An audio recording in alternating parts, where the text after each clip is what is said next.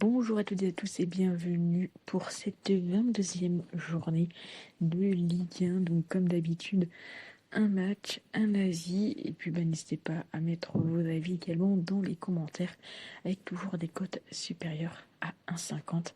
Et on va commencer tout de suite avec Rennes contre le PSG.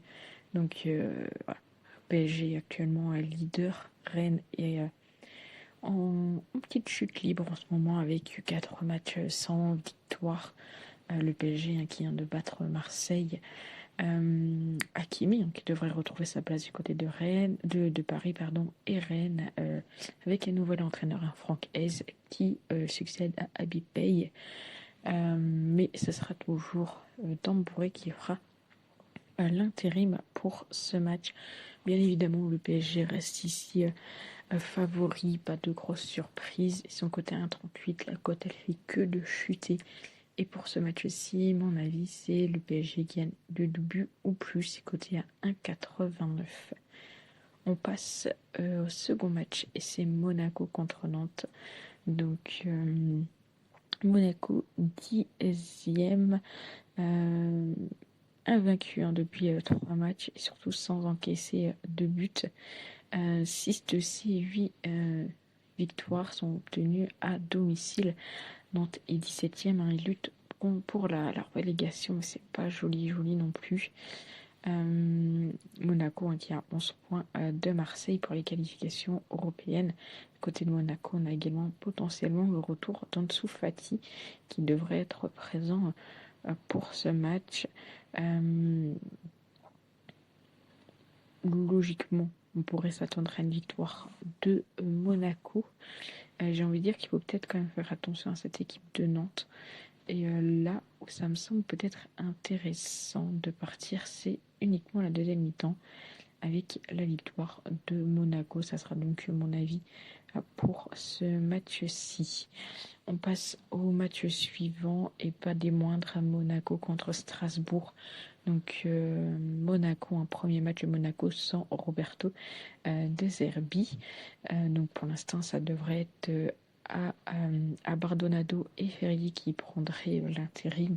Et on sait que Habib Beye est potentiellement étudié comme un futur entraîneur. Mais en tout cas, il ne sera pas présent ce samedi. Coury qui devrait être dans le groupe. Du côté de Strasbourg, 7e. Après sa défaite contre le Havre, on sait que logiquement l'arbitre, ça sera le Texier.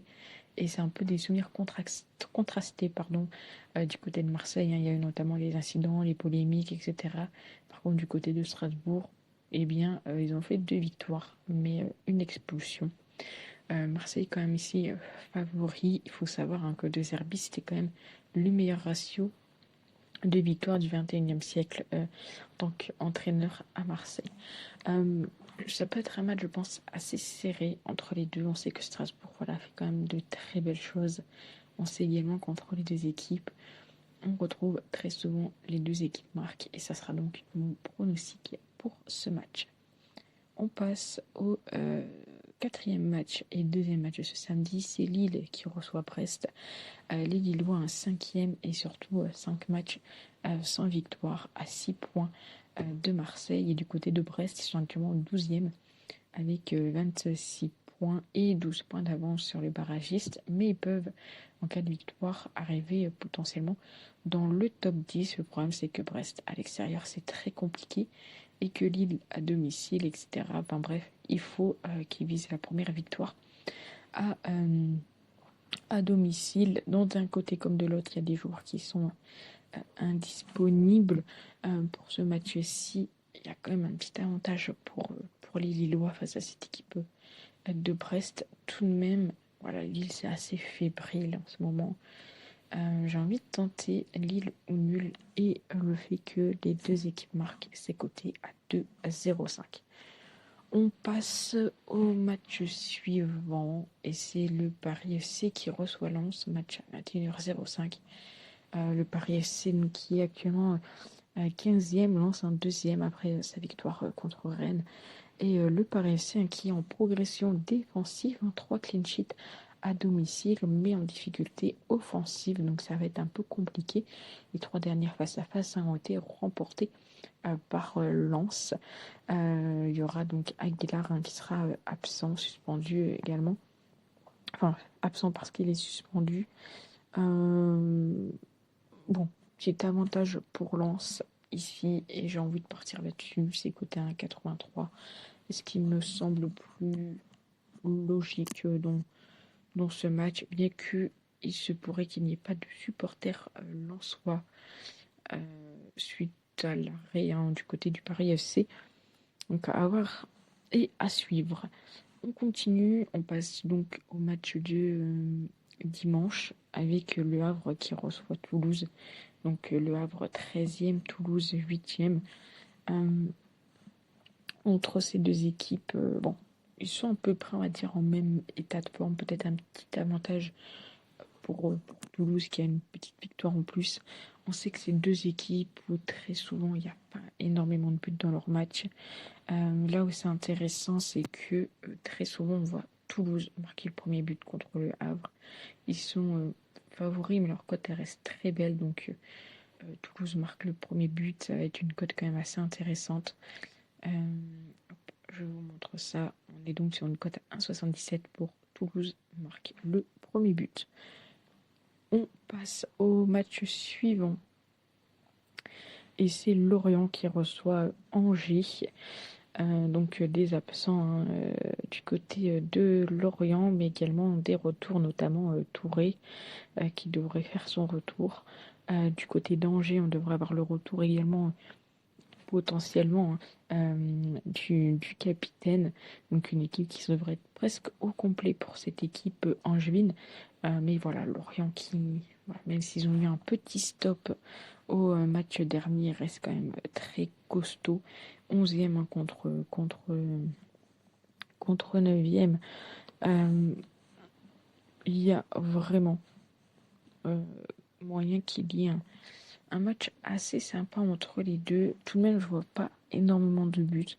Voilà, quand les deux équipes s'affrontent, on a très souvent le moins de 2,5. Je vais rester sur mon petit avantage de Lorient, avec Lorient au nul et le moins de 3,5. Alors, elle est à 1,49. Voilà, de base, elle est à 1,52. Elle a chuté un petit peu. Mais c'est pas trop gênant. Quand on verra la vidéo, peut-être qu'elle aura de nouveau augmenté. On passe à Metz contre Auxerre. Donc les Messins 18e, Auxerre 16e, clairement un match de bas de tableau.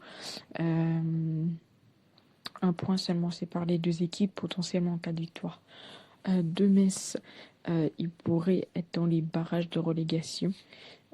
Auxerre, bon, ils ont quand même beaucoup de points, 8 points de retard sur le Paris FC qui est 15e, donc ça va être compliqué de se sortir de cette zone rouge, malheureusement pour Auxerre, Nantes et Metz, mais il va falloir quand même montrer quelque chose. Donc même si c'est un match 1 en jeu, on a quand même une équipe d'Auxerre qui marque pas énormément à l'extérieur, même si au niveau des confrontations, ils s'en sortent mieux face à cette équipe de Metz. J'ai envie de tenter le fait qu'il n'y aura pas énormément de buts dans ce match. Donc je vais partir là-dessus, ça sera le moins de 5, coté à 1,54. On passe au dernier match, et joli match tout de même, entre... j'étais trop loin. Ici, entre Lyon et Nice. Donc Lyon, un 3e, 12 matchs consécutifs, avec notamment un très bon recrutement. Nice, 3 résultats positifs, dont un nul contre Monaco. Ils ont 9 points d'avance sur la zone rouge, donc c'est plutôt positif pour cette équipe de Nice. Et du côté de Lyon, bah voilà, ils sont plutôt bien. Ils sont 3 points d'avance sur Marseille. Ils ont encore du retard sur Lens, mais voilà, Lyon qui cartonne. Et je pense qu'on peut s'attendre à la victoire de Lyon, mais on peut aussi s'attendre à plus de 2,5. Donc je vais partir là-dessus, sur moins de buts dans le match, et que deux équipes qui sont de nouveau en forme, et ça fait plaisir à voir. Donc voilà pour mes 9 avis de Ligue 1. N'hésitez pas à me dire ce que vous en pensez dans les commentaires, et nous on se retrouve très vite pour une prochaine vidéo. Ciao.